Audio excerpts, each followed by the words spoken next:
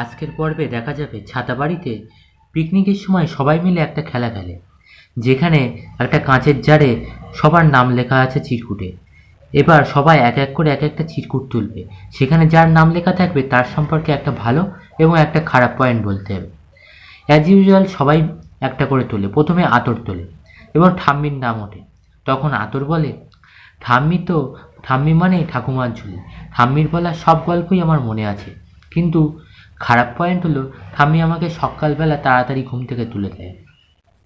এইরকমভাবে সবার টার্ন আসে। পিসিমণি একটা চিরকুট তোলে, যাতে লেখা থাকে রাইমার নাম। তখন পিসিমণি বলে, রাইমা সম্পর্কে ভালো কিছুই বলা যায় না। ও তো দাদার কাছ থেকে টাকা নেওয়ার জন্য আঁকিকে প্রতিদিন খাওয়ার সঙ্গে ওষুধ বলতে গিয়েও সেই সময় সামনে রাইমা চলে আসে কফি নিয়ে, আর বলতে পারিনি। তখন বলে চকলেট খাওয়াতো, কথাটা ঘুরিয়ে দেয়।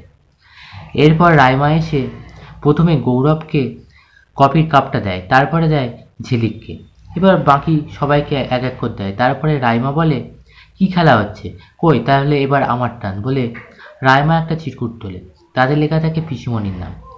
তখন পিসিমণিকেও রাইমা খারাপ কথা বলে যে পিসিমণি যে কোথায় কি কথা বলতে হয় সেটা তো জানেই না।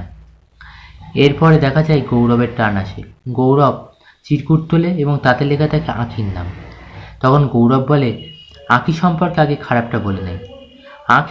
আঁখি তো ডবল স্ট্যান্ডার্ড, ওকে তো বোঝাই যায় না। আর ভালো হলো আঁখির ভালোবাসা ঠিক ওরই মতন, বোঝা যায় না কিন্তু খুবই সত্যি, যেটা শুনে সবাই অবাক হয়ে যায় এবং ঝিলুকও তাকিয়ে থাকে গৌরবের দিকে। এরপর দেখা যায় রাইমা রানা কফি খাওয়ার পর গৌরব এবং ঝিলিক দুজনেরই খুবই ঘুম পায়, ক্লান্ত বোধ লাগে, দুজনেই শুতে চলে আসে এবং ঘরে এসে যথারীতি ঝিলিক আগে শুয়ে পড়ে এবং গৌরবও গোছাতে গোছাতে কখন যে শুয়ে পড়ল বুঝতেই পারে না। দুজনেই একই খাটে শুয়ে পড়ে। এরপর রাইমা একটু পরেই ঘরে আসে এবং ঝিলিকের কাছ থেকে হাতে টিপসইটা কাগজে দিয়ে চলে যায়। পরদিন সকালে যখন অনেক দেরি করে ঘুম ভাঙে, তখন ঝিলিক দেখে যে পাশে গৌরব শুয়ে। তখন অবাক হয়ে যায় আর বলে যে, আপনি এখানে? আপনি অন্য পাড়ায় এসেছেন, কুকুর তাড়া করবে তো?